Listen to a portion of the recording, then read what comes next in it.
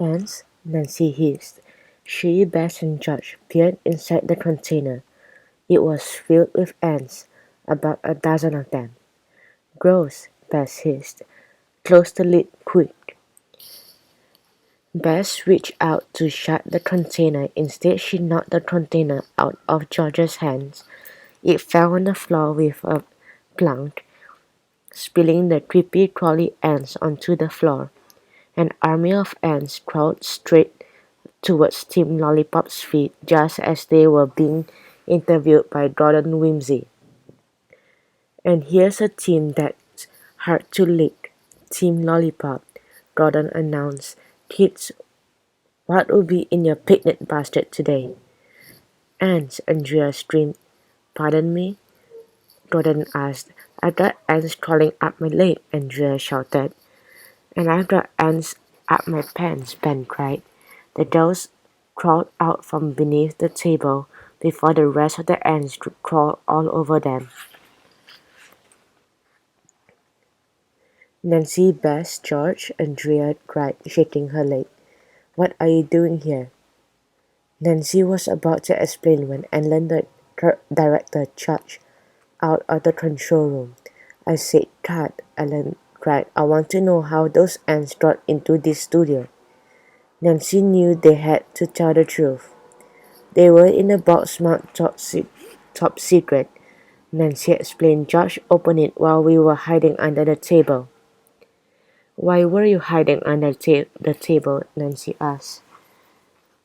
"We are detectives," Nancy explained. "Somebody stole our recipe for pink strawberry lemonade and—" "And you thought it was us?" Ben demanded as he slapped his pants leg silly. "Not anymore," Bess said. She pointed to the ingredients on Team Lollipop's table. "There are no strawberries on the table at all, and you're using sugar instead of—" This time Bess clapped her own hand over her mouth before she could say honey. Nancy studied the ingredients on Team Lollipop's table.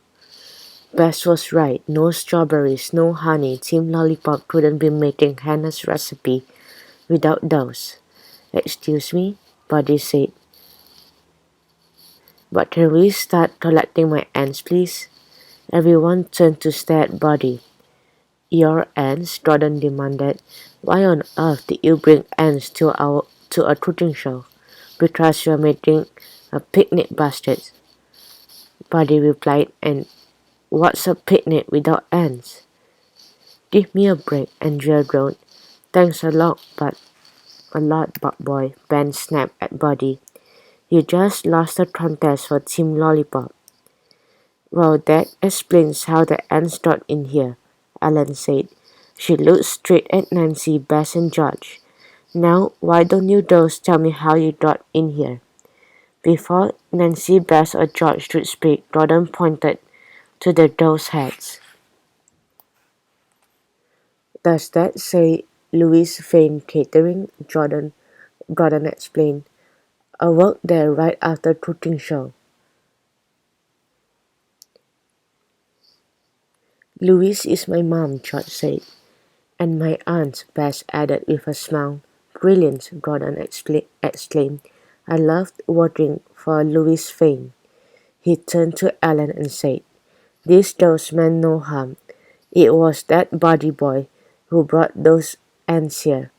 "Sorry," Buddy said with a shrug. "I told my mom I'd rather be in Bug Club." A boy on Team Pepperoni raised his hand. "Are we ever going to start this contest?" he asked. "Yeah," a girl on Team Popsicle said. "Our creaky queso cheese dip is getting lumpy." "Everyone listen as Ellen made an announcement. The contest would be taped the next morning when the studio was sure to be bug-free. "We are sorry that we caused trouble," Nancy admitted. "We just had to find who stole our secret recipe." She turned on to Team Lollipop and said, "It's definitely not you guys." Nancy dragged the picnic basket out from under the table before they could leave. Gordon invited all three dolls to be on the show next summer. As Nancy, Bess, and George left the studio, they could hardly believe it. Us on Ready Set Cook, Bess said excitedly.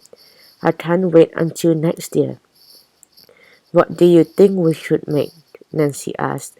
Anything but lemonade, George groaned. Nancy, Bess, and George pulled off their hats and aprons and stuffed them into the picnic basket. It was the same place where Nancy had packed the clue book and pen. No ants inside the picnic basket, Nancy sighed with relief as she pulled out the clue book. And Team Lollipop is innocent.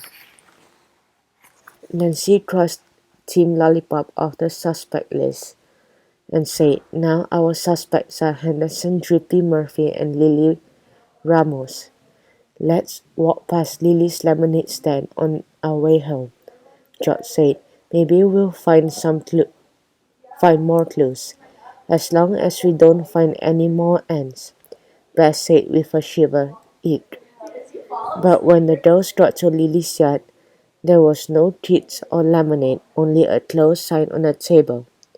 I wonder where Lily is, Nancy said. The sound of music suddenly filled the air.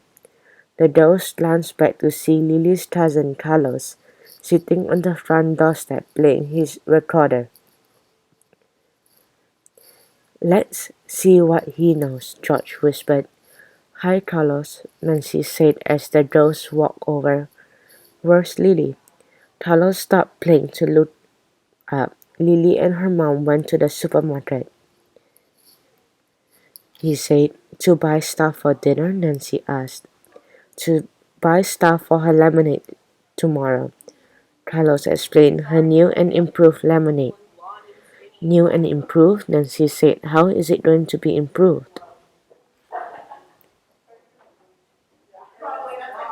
Carlos shrugged. He went back to playing his recorder until George yanked it out of his mouth. Hey, that's mine, Carlos whined. You get it back, George said. First tell us what makes Lily's lemonade so new and improved. How should I know, Carlos said. I'm just entertainment around here. You've got to know something, Carlos, Bess said. Put on your thinking cap, please. Carlos scrunched up his nose as he thought hard. His eyes suddenly lit up. Lily said something about her new lemonade being her favorite color. Her favorite color? Nancy said. What is Lily's favorite color? That's easy, Carlos said with a smile. It's pink.